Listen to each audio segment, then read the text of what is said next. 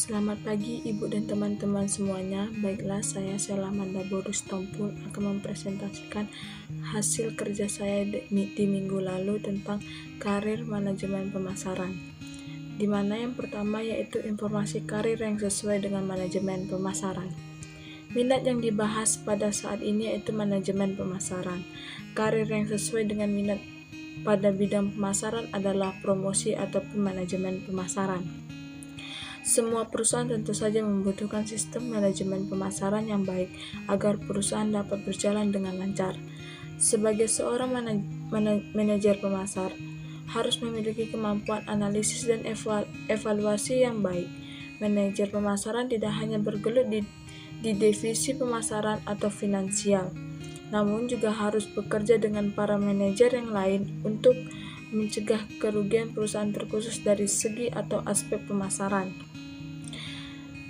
Manajemen pemasaran adalah proses menganalisa, merencanakan, menerapkan, mengawasi, dan mengendalikan kegiatan pemasaran dengan tujuan untuk mencapai target perusahaan. Adapun tugas manajer pemasaran yaitu menyusun estimasi dan anggaran untuk marketing champion, mengirimkan anggaran tersebut untuk disetujui, bekerja dengan biro iklan, terlibat negosiasi, mempersiapkan kontrak penjual dan periklanan, serta meninjau materi iklan seperti iklan di TV, media cetak, dan online. Adapun tanggung jawab perusahaan bisa tervariasi tergantung dari perusahaan itu sendiri. Akan tetapi, sebagian besar manajer pemasaran berbagi tanggung jawab yang sama. Adapun tanggung jawab manajer pemasaran yang pertama yaitu membuat media promosi untuk mendorong bisnis. Yang kedua, mengkoordinasikan berbagai channel strategi marketing. Yang ketiga, mengelola anggaran untuk kampanye pemasaran. Yang keempat, menguji peluang pemasaran baru. Yang kelima, membangun hubungan dengan media. Yang keenam, mengarahkan strategi media sosial.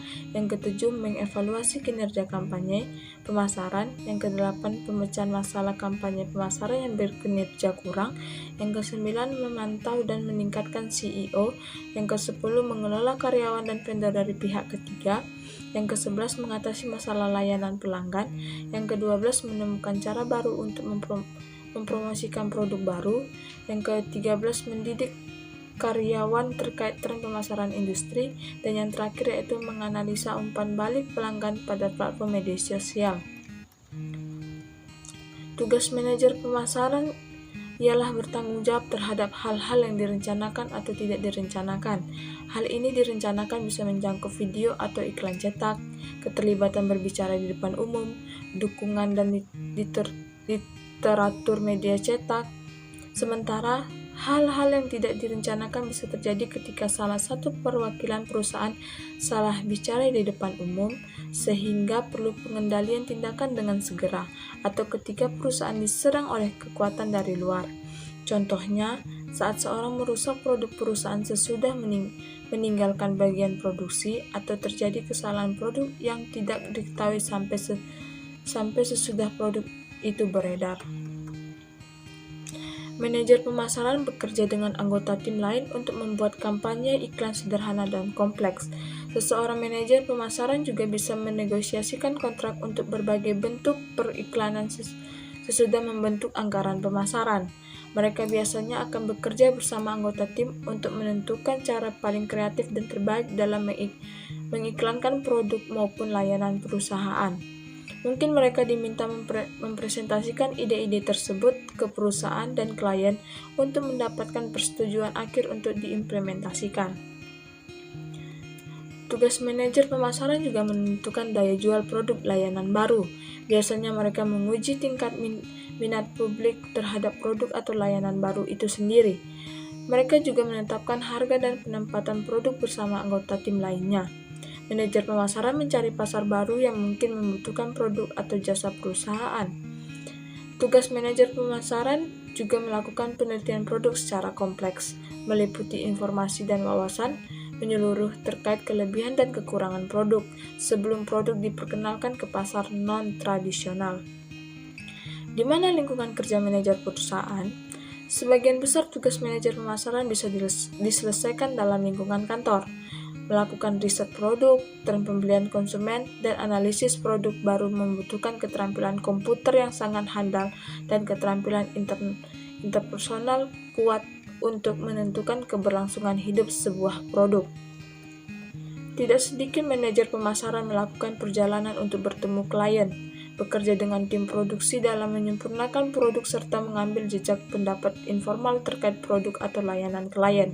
Selain itu, manajer pemasaran juga melakukan perjalanan bertemu media prospektif outlet seperti perusahaan produksi video, perusahaan media cetak, dan lainnya. Beberapa di antaranya untuk memenuhi tugas manajer pemasaran, ada yang terlibat langsung dengan proses produksi perusahaan. Untuk menyelesaikan tugas manajer pemasaran, biasanya Anda mempunyai laptop dan smartphone perusahaan. Mungkin Anda membawa pulang perangkat atau fasilitas tersebut jika mendekati waktu yang ketat. Beberapa perusahaan mengizinkan manajer pemasaran untuk bekerja jarak jauh selama beberapa hari dalam seminggu selama mereka mempunyai koneksi internet yang memadai. Adapun jadwal kerja manajer pemasaran.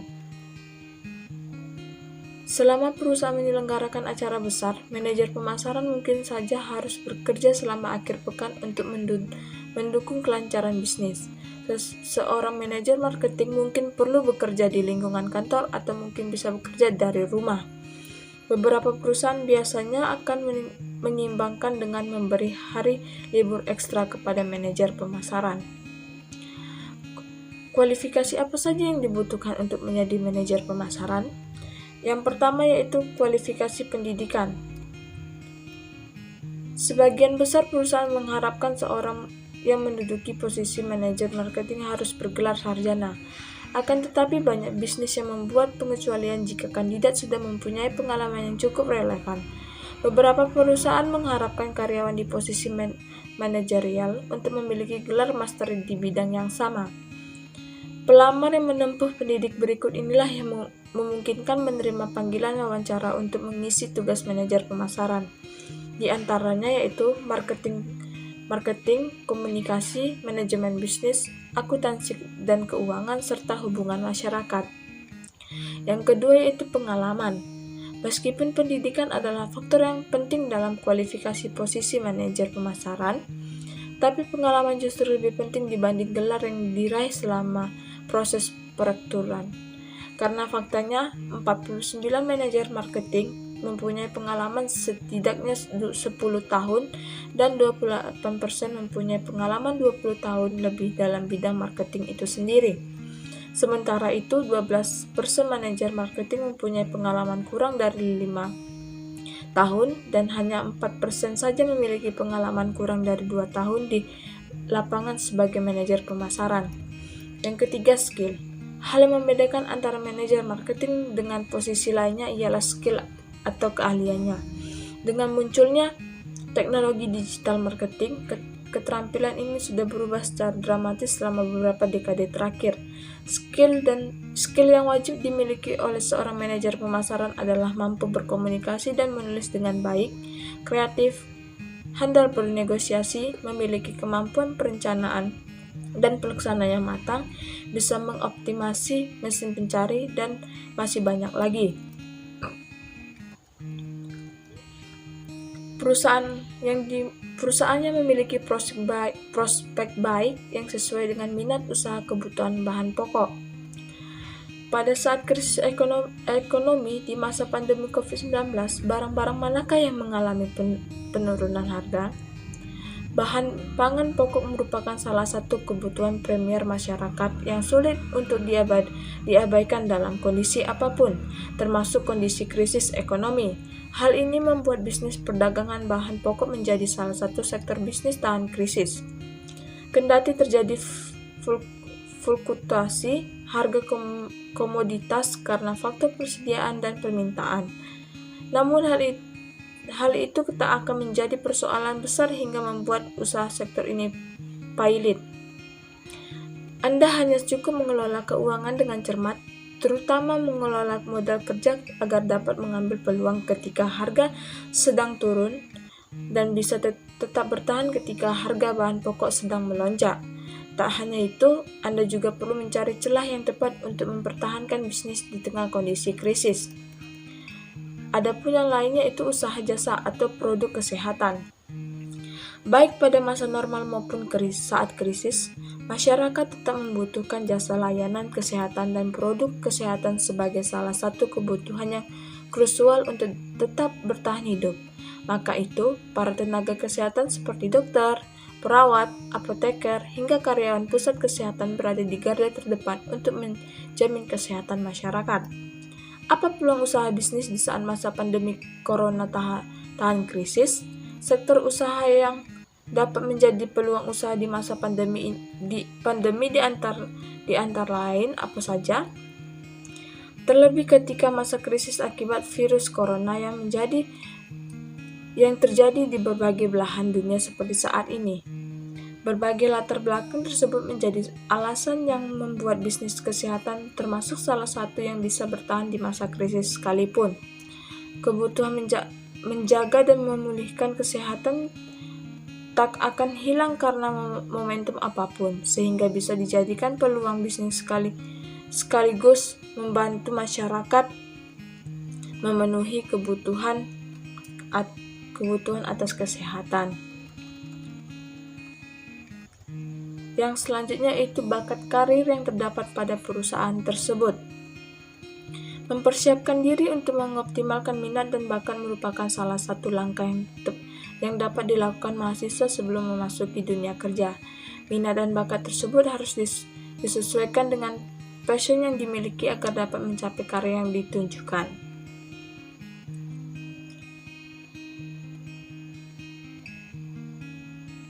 Adapun narasumber Widodo pada webinar kali ini membahas tentang bagaimana cara mendesain sebuah strategi kemenangan untuk mendapatkan karir yang pas dengan melihat faktor internal atau kompetensi dan passion yang ada pada diri kita, serta faktor eksternal yang dibutuhkan oleh perusahaan. Tantangan yang akan dihadapi pada dunia kerja saat ini adalah kemajuan teknologi, yaitu mesin atau robot. Meskipun begitu, ada beberapa hal yang tidak dilakukan oleh mesin tetapi bisa dilakukan oleh robot. Beberapa langkah perencanaan karir yang terdiri dari beberapa tahap, antara lain yang pertama, menilai potensi diri sendiri, yang kedua, menentukan tujuan karir serta visi dan misi, yang ketiga, membangun perencanaan career path, yang keempat, selalu ketahui informasi perkembangan peluang karir di masa kini, dan yang terakhir yaitu eksekusi sambil terus mengevaluasi diri. Sekian presentasi yang bisa saya sampaikan. Apabila ada kata-kata yang salah, saya mohon maaf dan saya akhiri. Terima kasih.